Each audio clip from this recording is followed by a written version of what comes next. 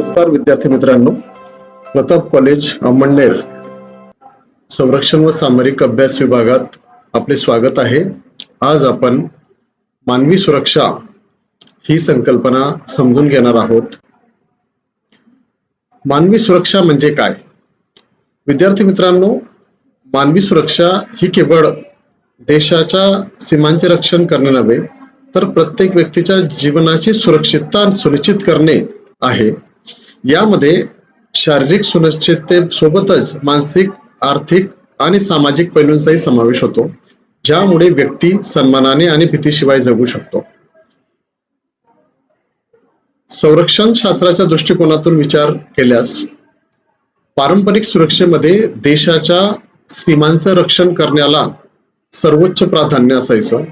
त्यावेळेस ही सुरक्षा मानवी केंद्रित नव्हती किंवा तेवढ्या प्रमाणात नव्हती, परंतु दुसऱ्या महायुद्धाच्या समाप्तीनंतर किंवा प्रामुख्याने शीतयुद्धाच्या समाप्तीनंतर मानवी सुरक्षेला प्रचंड महत्त्व प्राप्त झाले आणि सुरक्षा ही संकल्पना सर्वसमावेशक होऊन ती मानवाभोवती स्थिरावू लागली आणि म्हणूनच संरक्षण आणि सामरिक शास्त्रामध्ये मानवी सुरक्षेवरती अभ्यास करणं गरजेचं समजलं गेलं। किंबहुना सुरक्षेला मानवी सुरक्षेतून बघण्यासाठी अनेक संशोधन, त्याचप्रमाणे राष्ट्रीय सुरक्षेच्या दृष्टिकोनातून मानवी सुरक्षेचं महत्त्व पटवून देण्याचं कार्य सुरू झालं आणि आज आपण 21व्या शतकामध्ये येऊन पोहोचलो आहोत आणि आज सुरक्षेचं स्वरूप हे पूर्णपणे मानवी झालेलं आहे। व्यक्ती, समाज आणि राष्ट्राच्या सुरक्षिततेचा समग्र विचार यामध्ये अंतर्भूत आहे। त्याचबरोबर शारीरिक, मानसिक, आर्थिक आणि सामाजिक या घटकांचा सुद्धा समावेश मानवी सुरक्षेमध्ये होतो। मोठ्या प्रमाणावर जर मानवी सुरक्षेचा संकल्पनेचा विचार आपण केला तर याचे अनेक घटक आहेत। काही घटक आपण आज बघणार आहोत।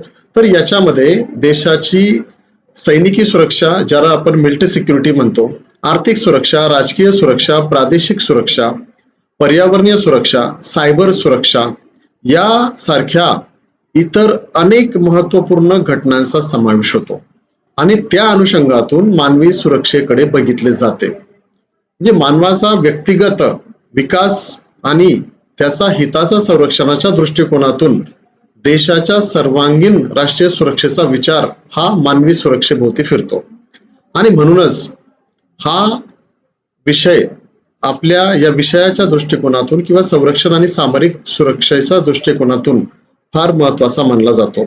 संरक्षण व सामरिक अभ्यासात मानवी सुरक्षा अत्यंत महत्त्वाची मानली जाते, कारण पारंपरिक सुरक्षा धोक्यांचा पलीकडे जाऊन मानवाचा मूलभूत हक्कांचे आणि कल्याणाचे रक्षण हे कोणत्याही राष्ट्राचे अंतिम उद्दिष्ट असते आणि हे उद्दिष्ट प्राप्त करण्यासाठी प्रत्येक राष्ट्र आपली रणनीती, आपली सामरिक रणनीती आखत असतो आणि त्या दृष्टिकोनातून तो मानवी सुरक्षेचा विचार करत असतो। म्हणजे एकंदरीत सीमांचा सुरक्षेबरोबर देशातील नागरिकांचे सर्वतोपरी रक्षण, त्यांचा हितांचं रक्षण हे मानवी सुरक्षेमध्ये आपल्याला अभिप्रेत आहे।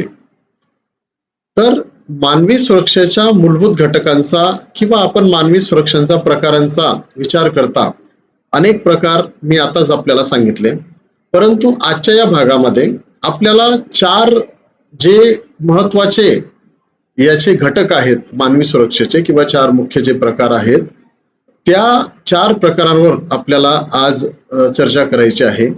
पहिले म्हणजे वैयक्तिक सुरक्षा किंवा व्यक्तिगत सुरक्षा ज्याला आपण म्हणतो। तर प्रत्येक व्यक्तीचे जीवन, आरोग्य आणि स्वातंत्र्याचे संरक्षण करणे हे देशाच्या शासनकर्त्यांचे किंवा सरकारचे हे कर्तव्य असते, कारण देश हा विविध मानवी समाज घटकांनी बनलेला असतो आणि यामध्ये नागरिकांसाठी हिंसेपासून मुक्ती, मूलभूत आरोग्य सुविधा आणि मानवाधिकार यांचा समावेश होतो।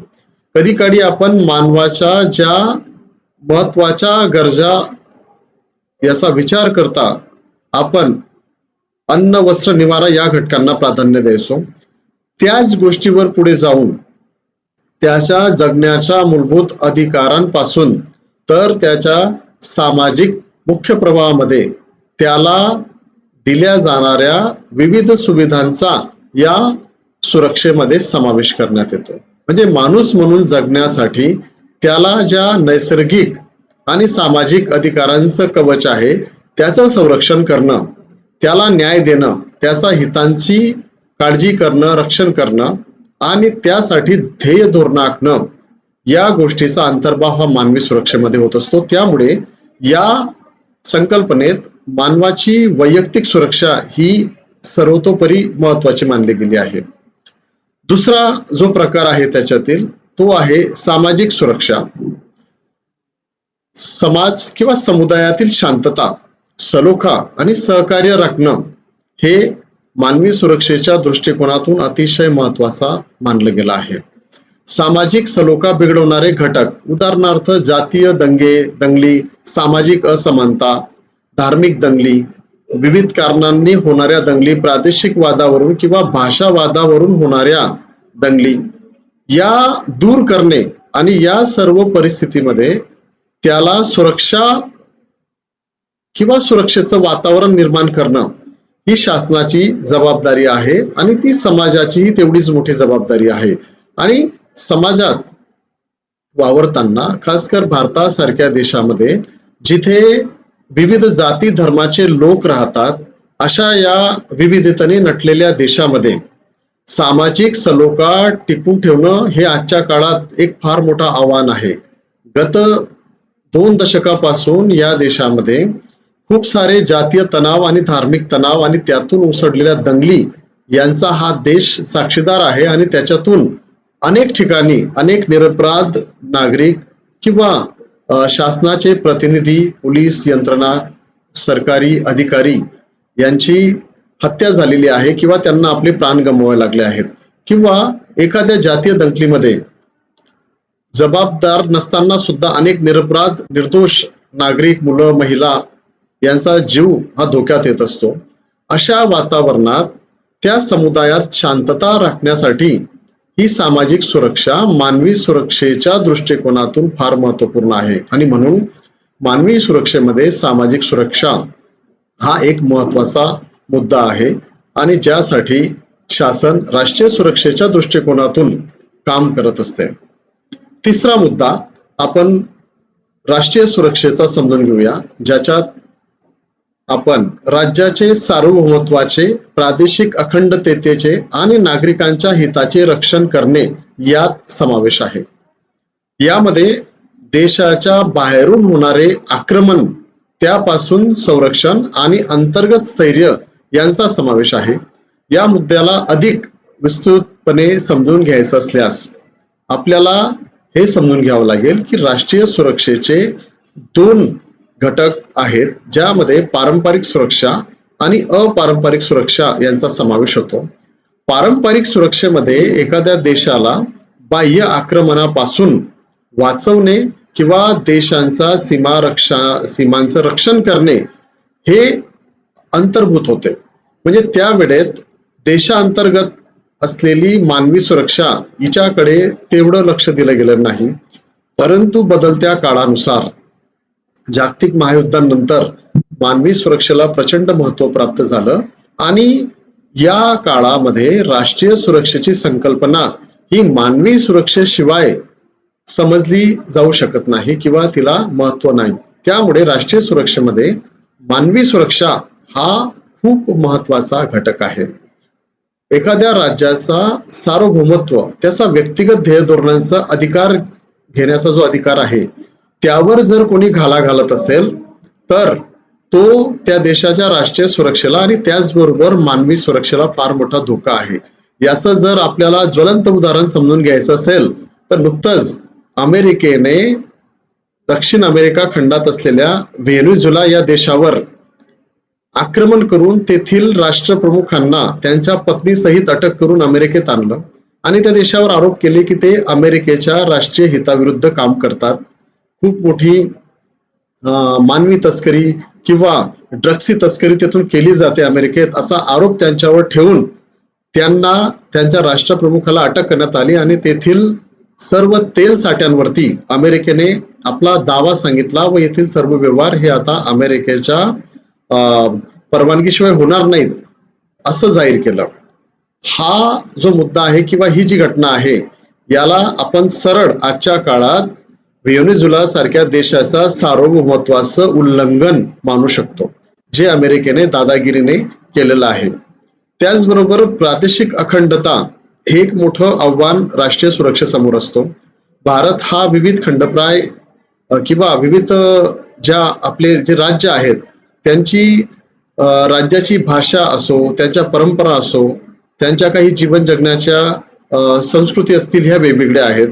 आणि बऱ्याच वेळाच एखाद्या राज्यामध्ये भाषेच्या कारणावरून किंवा संस्कृतीच्या कारणावरून किंवा इतर अनेक मुद्द्यांवरून अनेकदा प्रादेशिक तणाव आपल्याला बघावयास मिळतो. अशा वेळेस तो तणाव जर वेळेवर नियंत्रित नाही झाला तर त्याचे परिणाम देशाच्या किंवा त्या राज्याच्या एकत्र अखंड राहण्याच्या उद्दिष्टांना परिणाम करू शकतो. आणि याचबरोबर त्या प्रादेशिक वादामध्ये नागरिकांच्या हितांचं रक्षण हा सुद्धा एक महत्वाचा मुद्दा आहे. आणि म्हणून राष्ट्रीय सुरक्षा ही सरळ राज्याच्या सार्वभौमत्व, प्रादेशिक अखंडता आणि नागरिकांच्या हितांचं रक्षण करण्यामध्ये अंतर्भूत आहे. आणि मी आधीच सांगितलं की व्यक्तिगत सुरक्षेमध्ये नागरिकांचे शारीरिक सुरक्षेबरोबर त्याच्या जीवनाचा सामाजिक भाग असलेल्या इतर घटकांचाही त्या सुरक्षेमध्ये समावेश होतो. आणि त्या सर्वांचं रक्षण करणं राष्ट्रीय सुरक्षेच्या दृष्टिकोनातून फार महत्वपूर्ण आहे. त्याचबरोबर आपण बघितलं की बाह्य आक्रमणांपासून तर अंतर्गत स्थैर्यापर्यंत या सुरक्षेच्या संकल्पनेचा अंतर्भाग त्याच्यात आहे. आजच्या काळामध्ये एखाद्या देशावर सरळ त्याच्या सीमारेषांना ओलांडून आक्रमण करणं हे एवढं सोपं राहिलेलं नाही. भारताचा विचार केला तर भारताने पाकिस्तान सोबत 4 आणि चीन सोबत 1 युद्ध लढलेलं आहे. 1947-48, 1965, 1971 आणि 99चं कारगिल युद्ध. आणि त्याचबरोबर या वर्षी त्या ऑपरेशन सिंदूर मध्ये 2 दिवसाची चकमक हा आपला इतिहास आहे. चीन सोबत 1962 मध्ये आपलं युद्ध झालेलं आहे. परंतु त्यानंतर कधीही भारताच्या सीमांकडे सीमा ओलांडून भारतावर आक्रमण करण्याचं धाडस कोणी केलं नाही. कारण आपल्या देशाची जी सुरक्षा नीती आहे, रणनीती आहे किंवा जे सुरक्षा धोरण आहेत ते या दृष्टीने राष्ट्रीय सुरक्षेच्या दृष्टीने खूप मजबूतपणे त्यांचं आखणी केली गेलेली आहे. आणि म्हणून येणाऱ्या काळामध्ये राष्ट्रीय सुरक्षेमध्ये सीमारेषांच्या सुरक्षेबरोबरच मानवी सुरक्षेचा किंवा देशाचा अंतर्गत स्थैर्याचा प्रश्न हा सर्वात महत्वाचा मानला जातो आणि मानला जाणार आहे यापुढे. त्यानंतर आपण बघूया मानवी सुरक्षेच्या दृष्टिकोनातून जागतिक सुरक्षा. आंतरराष्ट्रीय शांतता आणि सहकार्य वाढवणे हा मानवी सुरक्षेच्या दृष्टिकोनातून फार महत्वाचा विषय आहे. जागतिक धोके उदाहरणार्थ हवामान बदल आणि महामारी यांना रोखण्यासाठी आंतरराष्ट्रीय स्तरावर प्रयत्न करणं गरजेचं आहे. ज्या पद्धतीने आपण राष्ट्रीय सुरक्षेची चर्चा केली त्याचबरोबर आंतरराष्ट्रीय सुरक्षेचा विचार सुद्धा हा सर्वदूर होत असतो. कारण आंतरराष्ट्रीय सुरक्षेचा प्रभाव आणि परिणाम हा जगातल्या प्रत्येक देशावर होत असतो. आज आपण जागतिकीकरणामध्ये राहत आहोत, त्यामुळे जगातील कुठल्याही एका भागात सुरक्षेच्या दृष्टीने घडलेली घटना आणि तिचा परिणाम हा जगातील दुसऱ्या भागावर होतो आणि होणारच. कारण या जागतिकीकरणामध्ये सर्व देश या जगातील हे एकमेकांवर कुठल्या ना कुठल्या बाबीमध्ये अवलंबून आहेत. परिपूर्ण नसल्याने एकमेकांच्या सहकार्याशिवाय त्यांच्या राष्ट्रीय सुरक्षेचं धोरण किंवा सुरक्षा धोरण हे अपूर्ण राहतं. आणि म्हणूनच जागतिक सुरक्षेमध्ये सैनिकी सुरक्षेचा विचार सोडून अनेक अशा घटना आहेत ज्याच्यात ग्लोबल वॉर्मिंग, जागतिक तापमानात झालेली वाढ किंवा हवामान बदल हा सध्याच्या काळामध्ये सर्वात जास्त चर्चिलेला विषय आहे. आणि त्याचे परिणाम आपल्याला दिसून आलेले आहेत. जगामध्ये अनेक भागामध्ये हवामान बदलामुळे अप्रत्याशित बदल आपल्याला पाहावयास मिळत आहेत आणि त्यामुळे अनेक ठिकाणी खूप सारी मानवी समस्या महामारीच्या दृष्टिकोनातून तयार होऊ शकते आणि त्यांना रोखण्यासाठी आंतरराष्ट्रीय स्तरावर प्रयत्न करणं गरजेचं आहे. याचं एक लेटेस्ट उदाहरण आपण कोरोनाचं घेऊ शकतो. 5-6 वर्षापूर्वी कोविड-19 ही एक महामारी जगात चीन पासून सुरू झाली आणि बघता बघता या कोविडने संपूर्ण जगाला आपल्या कवेत घेतलं. भारताचा विचार करता इथेही लाखो लोकांना आपला जीव गमवावा लागला. अमेरिका, इटली, स्पेन अशा देशांमध्ये प्रचंड मनुष्यहानी झाली आणि ही एक जागतिक सुरक्षेच्या बाबतीत फार मोठी समस्या होती जी एकमेकांच्या समन्वयाशिवाय सुटणार नव्हती. भारताने या काळामध्ये अनेक देशांना आवश्यक औषधींचा पुरवठा केला आणि जगात आपण मानवी दृष्टिकोनातून किती संवेदनशील आहोत याचं एक उदाहरण भारताने जगासमोर दिलेलं आहे. त्यामुळे मानवी सुरक्षेच्या प्रकारांच्या बाबतीत ह्या 4 घटकांना आजच्या काळामध्ये खूप महत्व आहे आणि त्या दृष्टिकोनातून मानवी सुरक्षेचे इतर पैलूही बघितले जातात. याच विषयात मानवीय सुरक्षेच्या दृष्टीने राष्ट्रांमध्ये आण्विक भयादोहन आणि मानवी सुरक्षा या 2 मुद्द्यांनाही खूप महत्वाचं स्थान आहे. आण्विक भयादोहन म्हणजे काय की शत्रूंना अणुबॉम्ब वापरण्याची धमकी देऊन किंवा त्यांच्याकडे अणुबॉम्ब असल्याची जाणीव करून देऊन त्यांना विशिष्ट कृती करण्यापासून परावृत्त करणे आणि या धोरणाचा उद्देश विध्वंसक युद्धाला प्रतिबंध घालणे हा आहे. आता आपण पुढील भाग बघण्याआधी याचं एक उत्तम उदाहरण सध्या आपल्याला दिसून येत आहे ते म्हणजे अमेरिका आणि इराण यांच्यात असलेला तणाव. अमेरिकेने मागच्या आठवड्यापासून इराणच्या 4ही बाजूंना आपल्या आण्विक युद्ध नौका आणि आण्विक शस्त्रास्त्र आणून ठेवली आहेत आणि तो वारंवार इराणला संपवण्याची एक चेतावणी देत असतो. इराणही आपल्या राष्ट्रीय सुरक्षेच्या दृष्टिकोनातून अमेरिकेने असं केल्यास इराणही शांत बसणार नाही अशी धमकी अमेरिकेला देत असतो आणि कमालीचा तणाव हा मध्य पूर्वमध्ये सध्या आहे आणि या तणावामुळे संपूर्ण जगामध्ये एक मोठी आर्थिक अस्थिरता आहे. अनेक देशातील शेअर बाजार हे दररोज कोसळत आहेत कारण जर अमेरिका आणि इराणमध्ये युद्धाची ठिणगी पडली तर त्याच्या कवेमध्ये बाकी जगही येईल की काय अशी भीती आहे. अमेरिकेचा जो इराणवरती आरोप आहे की इराण हा देश अणुबॉम्ब किंवा विध्वंसक हत्यार विकसित करत आहे ते त्याला रोखण्यासाठी अमेरिकेने हे धोरण स्वीकारलेलं आहे. मागच्या वर्षीही इस्रायल आणि हमास यांच्या युद्धामध्ये इराणने उडी घेतली त्यावेळेस अमेरिकेने इराणच्या आण्विक स्थळांवरती खूप मोठ्या प्रमाणावर बॉम्ब वर्षाव केलेला होता आणि तेव्हापासूनच अमेरिका आणि इराणमध्ये या आण्विक भयादोहनाचा या प्रकरणावरनं पूर्ण जगाला वेठीस धरलं जात आहे. याचं भूतकाळातील आपण एक उदाहरण बघू शकतो की हिरोशिमा आणि नागासाकीचं एक भयानक परिणाम असणारं चित्र सर्व जगाने बघितलं आहे. आपल्याला विदित असेल की दुसऱ्या महायुद्धामध्ये 6 ऑगस्ट 1945 आणि 9 ऑगस्ट 1945 रोजी अमेरिकेने जपानच्या हिरोशिमा आणि नागासाकी या शहरांवर अणुबॉम्ब हल्ला केला आणि त्यानंतर तेथील मानवी जीवनावर आणि पर्यावरणावर त्याचे दूरगामी विध्वंसक परिणाम झाले. यामुळे भविष्यात अशा युद्धांना प्रतिबंध घालण्याची गरज ही पहिल्यांदा जगाने अधोरेखित केली. या हल्ल्यांमध्ये हजारो नागरिकांना आपले प्राण गमवावे लागले आणि त्यामुळे आण्विक शक्तीचा एवढा भयानक परिणाम जगाने पहिल्यांदा अनुभवला आणि यापुढे अशी परिस्थिती येऊ नये यासाठी खूप सारे प्रयत्न जागतिक पटलावर सुरू झाले.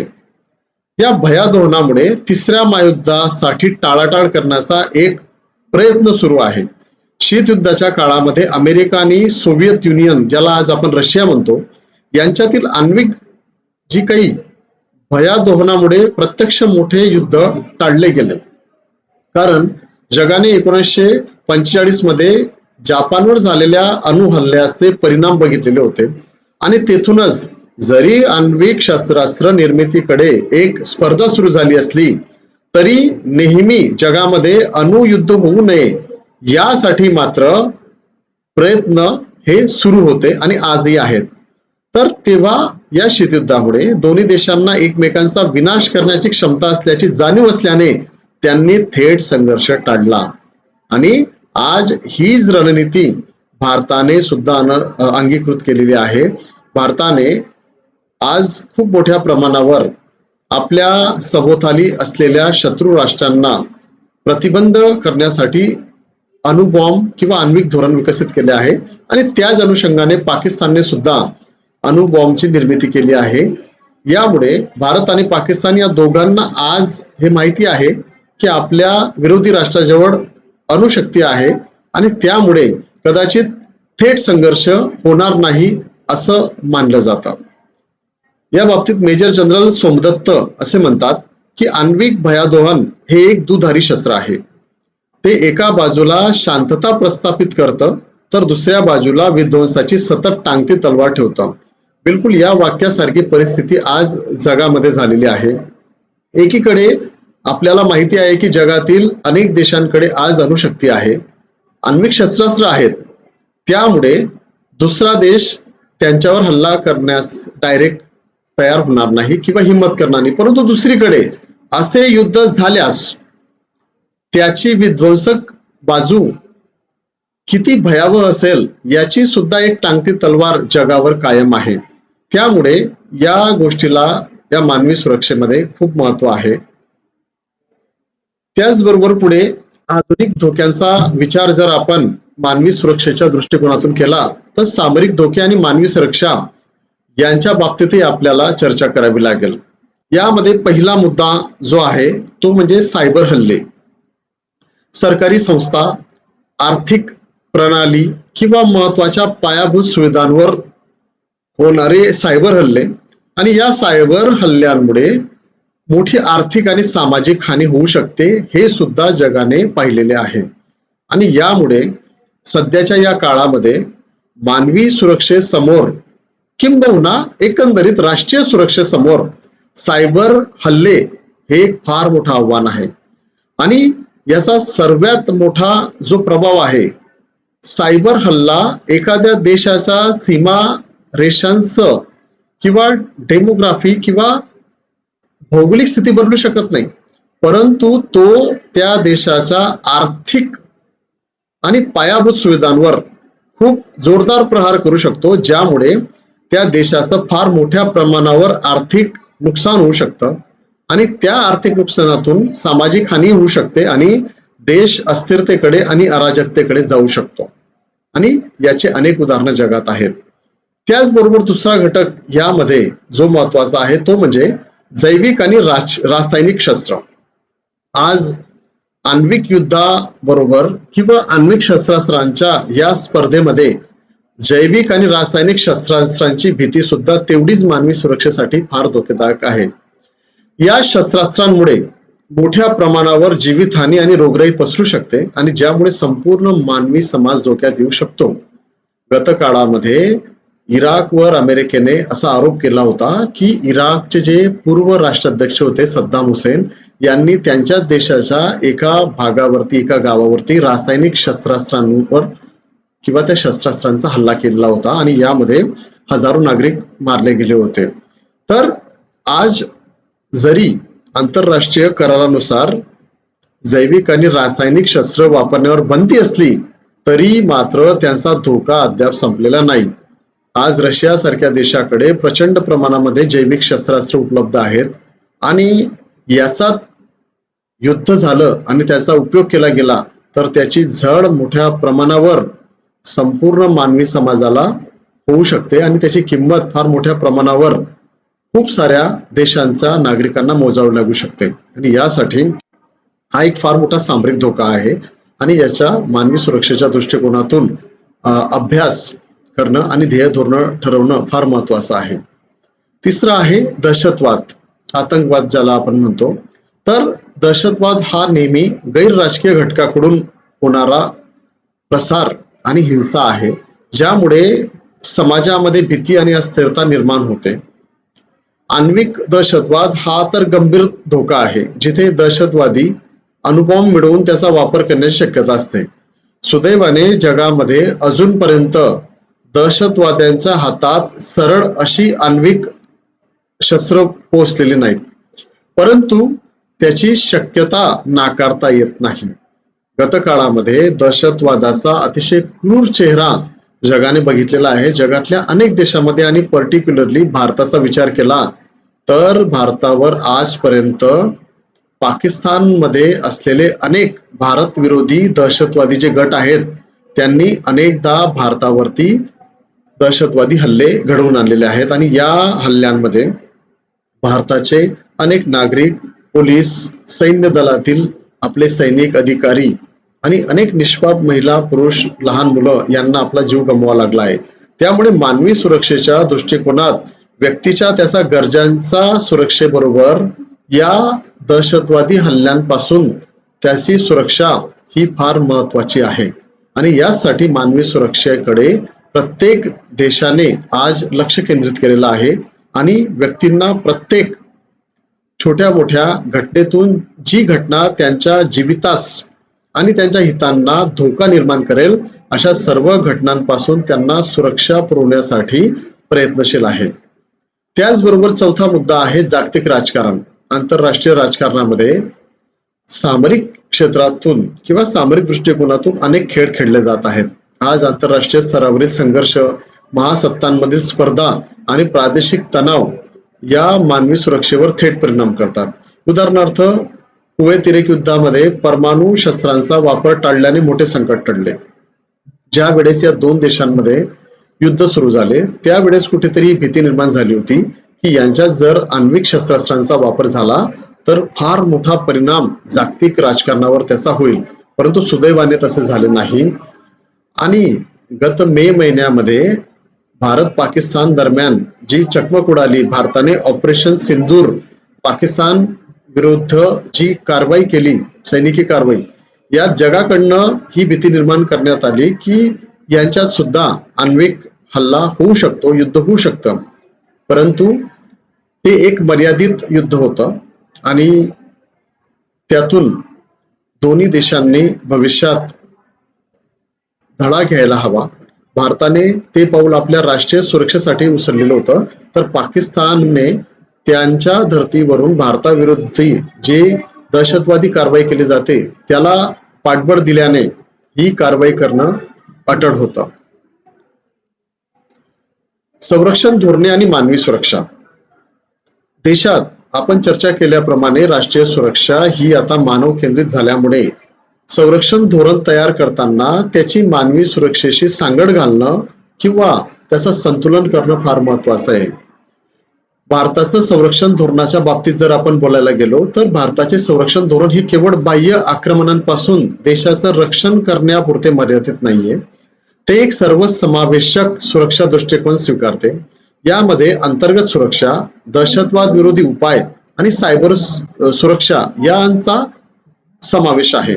याचबरोबर भारत पर्यावरणीय सुरक्षेच्या दृष्टिकोनातूनही काम करत आहे, कारण शेवटी पर्यावरण सुरक्षेचा सरळ संबंध हा मानवी सुरक्षेशी आहे आणि यामुळे संरक्षण धोरण ठरवताना या बाबींना प्राधान्यक्रम देणं सरकारची प्राथमिकता असते. सामरिक स्थिरता राखण्याच्या दृष्टिकोनातून आपण बघू शकतो की प्रादेशिक आणि जागतिक स्तरावर सामरिक स्थिरता राखण्यासाठी भारत विविध सामरिक किंवा धोरणात्मक उपाययोजना करतो, ज्यात आंतरराष्ट्रीय करारांचे पालन आणि शांतता मोहिमांमध्ये सहभाग यांचा समावेश असतो. एकीकडे याला सॉफ्ट पॉवर्सचा पण एक भाग म्हटला जातो संरक्षण शास्त्राच्या दृष्टिकोनातून. आज आंतरराष्ट्रीय जी शांतता मोहिमा असतात, ज्या संयुक्त राष्ट्राच्या शांतता मोहिमा असतात, त्यात भारत सर्वाधिक सैन्य पुरवणारा देश आहे आणि यामुळे जागतिक पटलावर जागतिक सुरक्षेमध्ये शांतता निर्माण करण्याच्या प्रयत्नांमध्ये भारताचं फार महत्वपूर्ण योगदान आहे. त्याचबरोबर जागतिक भागीदारीची जेव्हा गोष्ट होते त्यावेळेस भारत अनेक देशांची आणि आंतरराष्ट्रीय संस्थांची सुरक्षा भागीदारी करतो. आज जगामध्ये अनेक महत्वपूर्ण जे मंच आहेत जे जागतिक सुरक्षेसाठी आणि लोकांचा कल्याणासाठी काम करतात, त्या मंचावर भारत हा भागीदार आहे, ज्यामुळे सामूहिक सुरक्षा वाढते आणि धोक्यांना एकत्र सामोरे जाणे शक्य होते. आज दहशतवाद विरोधी अनेक संस्थांमध्ये किंवा अनेक धोरणांमध्ये भारत हा जगात अनेक देशांची सहकार्य करतो, ज्याच्यामध्ये फ्रान्स असेल, रशिया असेल, अमेरिका असेल, इस्रायल असेल, ऑस्ट्रेलिया असेल, यांच्यासोबत भारताचे अनेक संघटना आहेत, ज्या संघटना स्तरावर काम सुरू आहे. त्याचबरोबर संरक्षण तंत्रज्ञानाचा विकास हा एक फार महत्वाचा भाग हा मानवी सुरक्षेच्या दृष्टिकोनातून संरक्षण धोरण निर्माण करताना आपल्याला पाहावयास मिळतो. आधुनिक तंत्रज्ञानाचा वापर करून संरक्षण क्षमता वाढवणे हे मानवी सुरक्षेसाठी फार आवश्यक आहे, जेणेकरून शत्रूंना प्रभावीपणे तोंड देता येईल. आणि यासाठी आत्मनिर्भर होणं फार गरजेचं आहे. आणि भारत या दृष्टीने पावलं उचलत आहे. आणि आज आपण मोठ्या प्रमाणावर अनेक शस्त्रास्त्र, लढाऊ विमानं हे स्वदेशी तंत्रज्ञानावर विकसित करण्याचा आपण प्रयत्न करतोय, किंबहुना आपण काही प्रमाणात त्याच्यात यशस्वी झालेलो आहोत. मानवी सुरक्षेसाठी सामरिक अभ्यासाचं योगदान काय सांगता येईल आपल्याला, तर ते आपण 4 मुद्द्यांमधून सांगू शकतो. एक, आधी धोके ओळखणे. सामरिक अभ्यासामुळे भविष्यातील धोके आणि आव्हाने लवकर ओळखता येतात, ज्यामुळे प्रतिबंधात्मक उपाययोजना करणे शक्य होते. आज मोठ्या प्रमाणावर जगामध्ये संरक्षण आणि सामरिक अभ्यासामुळे अनेक थिंक टँक्स किंवा गट आहेत, ज्यांनी नेहमी जगात घडणाऱ्या घटनांच्या अनुषंगाने भविष्यात काय धोका निर्माण होऊ शकतो किंवा काय आव्हान जागतिक सुरक्षेसमोर आणि त्यातच मानवी सुरक्षेसमोर येऊ शकतं, हे त्यातून ओळखलं जातं. आणि ते येण्याआधीच आपण त्याला रोखण्यासाठी प्रतिबंधात्मक उपाययोजना करणं सुरू करून देतो. आणि हे फक्त या सामरिक अभ्यासामुळे शक्य होतं. दुसरा महत्वाचा मुद्दा तो म्हणजे प्रतिबंधात्मक उपाय. प्रभावी सामरिक धोरणांमुळे काय होतं की संभाव्य संघर्ष टाळता येतात आणि शांतता प्रस्थापित करण्यास मदत होते. अनेकदा आंतरराष्ट्रीय मंचावरती 2 देशांमध्ये किंवा 2 मोठ्या गटांमध्ये संघर्षाचं वातावरण निर्माण होतं आणि तो संघर्ष हा आपल्याला सामरिक भूमिकेतून टाळता येतो, चर्चेद्वारे, तडजोडीद्वारे, करारांद्वारे. आणि त्यातून निर्माण होणारी शांतता ही संपूर्ण जगाला लाभदायी ठरते. तिसरा महत्वाचा मुद्दा आहे मनोवैज्ञानिक दबाव. शत्रूंवर योग्य मनोवैज्ञानिक दबाव निर्माण करून त्यांना आक्रमण कारवाया करण्यापासून परावृत्त करणे, यासाठी सुद्धा सामरिक अभ्यास फार महत्वाचा आहे. आणि या सामरिक अभ्यासातच ही धोरणं आजपर्यंत जगाने राबवलेली आहेत की प्रत्यक्ष युद्ध होण्याआधीच शत्रूच्या मनात मनोवैज्ञानिक युद्ध सुरू होतं आणि ज्यामुळे तो पुढील कारवाई करण्यापासून परावृत्त होतो. चौथा मुद्दा म्हणजे धोरणात्मक फायदे किंवा याला आपण सामरिक फायदे म्हणू शकतो. सामरिक अभ्यासातून मिळणारे ज्ञान राष्ट्रीय हितासाठी योग्य निर्णय घेण्यास आणि आंतरराष्ट्रीय संबंधात भारताची भूमिका मजबूत करण्यात मदत करते. या बाबीतून आपण हे सांगू शकतो की राष्ट्रीय हितासाठी योग्य निर्णय घेण्यासाठी सामरिक अभ्यास हे क्षेत्र अतिशय महत्वाचं आहे, ज्याच्यातून भविष्यात होणाऱ्या घडामोडींचा अंदाज बांधला जातो आणि त्याचबरोबर त्यातून भारताच्या हितासाठी आंतरराष्ट्रीय संबंधामध्ये काय भूमिका घ्यावी लागेल हे ठरवण्यास मदत होते. मेजर जनरल YS परांजपे यांच्या मते मानवी सुरक्षा ही केवळ शस्त्रांनी नव्हे तर सुयोग्य धोरणे आणि सामरिक विचारांनी साध्य करता येते, असं त्यांचं मत आहे. आणि जे खूप प्रासंगिक आहे, कारण मानवी सुरक्षेमध्ये आज शस्त्रास्त्रांपेक्षा ध्येय धोरण, सुयोग्य धोरण, सामरिक विचार याद्वारे आपण जागतिक शांतता आणि पर्यायाने मानवी सुरक्षा ही आपण साध्य करू शकतो. शेवटी मानवी सुरक्षा आणि सामाजिक जागरूकता हे आपल्याला बघणं आवश्यक आहे. मानवी सुरक्षा ही केवळ सरकारची जबाबदारी नसून त्यात प्रत्येक नागरिकांची महत्वाची भूमिका असते. सामाजिक जागरूकता आणि सहभागामुळे सुरक्षित वातावरण निर्मिती होते आणि यासाठी नागरिकांची भूमिका, त्याचबरोबर शैक्षणिक कार्यक्रम, स्थानिक ते जागतिक सहकार्य या सर्वांचा अंतर्भाव यात व्हायला हवाय. तरच आपण एक चांगल्या मानवी सुरक्षेच्या उद्दिष्टांपर्यंत पोहोचू शकतो. उदाहरणार्थ शैक्षणिक संस्थांमध्ये आपत्कालीन परिस्थिती जसे की आग, भूकंप या घटना घडताना कसं वागायचं याबद्दल नियमित सुरक्षा प्रशिक्षण दिलं तर ते मानवी सुरक्षेसाठी अतिशय महत्वाचं ठरू शकतं. आणि याचप्रमाणे इतर अनेक आव्हानांना तोंड देण्यासाठी नागरिकांची भूमिका फार महत्वाची आहे. आता या संदर्भात भविष्यात काय आव्हाने आणि संधी निर्माण होऊ शकतात, तर तंत्रज्ञानातील प्रगती ही बहुतेकदा या मानवी सुरक्षेला आव्हान निर्माण करतं. कृत्रिम बुद्धिमत्ता, जैवतंत्रज्ञान आणि इतर नवीन तंत्रज्ञानामुळे सुरक्षेची नवीन आव्हाने निर्माण होत आहेत, परंतु त्याचबरोबर संरक्षणाच्या नवीन संधी उपलब्ध होत आहेत. जागतिक राजकारणातील बदल हा एक महत्वाचा विषय मानवी सुरक्षेमध्ये महत्वाचा आहे. आंतरराष्ट्रीय संबंधांमधील बदल, नवीन महासत्तांचा उदय आणि प्रादेशिक संघर्ष या मानवी सुरक्षेवर फार मोठा प्रभाव टाकतात आणि यावर बारकाईने लक्ष ठेवणे फार आवश्यक आहे. त्याचबरोबर संरक्षण आणि सामरिक अभ्यासातील नवकल्पना, नवीन सामरिक सिद्धांत, सायबर युद्ध आणि माहिती युद्धासारख्या संकल्पनांचा अभ्यास करून भविष्यातील युद्धांसाठी तयार राहणं हे महत्वाचं आहे. आणि त्या दृष्टिकोनातून सुद्धा आपल्याला सामरिक व संरक्षण आणि सामरिक अभ्यास हा महत्वाचा ठरतो. समन्वित दृष्टिकोन, मानवी सुरक्षा जर सुनिश्चित करायची आहे तर ते करण्यासाठी आपल्याला सर्व सहकारी संस्था, खाजगी क्षेत्र आणि नागरिकांनी एकत्र येऊन व्यापक आणि समन्वित दृष्टिकोन स्वीकारणे गरजेचं आहे. जर शासन, व्यक्ती, नागरिक, संस्था या सर्वांचा समन्वय असेल तर आपण भविष्यामध्ये मानवी सुरक्षेला निर्माण होणाऱ्या अनेक आव्हानांपासून वाचू शकतो, उपाय शोधू शकतो. तर या प्रकारे आज आपण मानवी सुरक्षा, तीही राष्ट्रीय सुरक्षेच्या आणि जागतिक सुरक्षेच्या दृष्टिकोनातून आपण समजून घेतली. मानवी सुरक्षा ही केवळ देशाच्या सीमा आणि लष्करी सामर्थ्याशी संबंधित नसून ती प्रत्येक व्यक्तीच्या जीवनाची, आरोग्याची आणि स्वातंत्र्याची मूलभूत गरज आहे.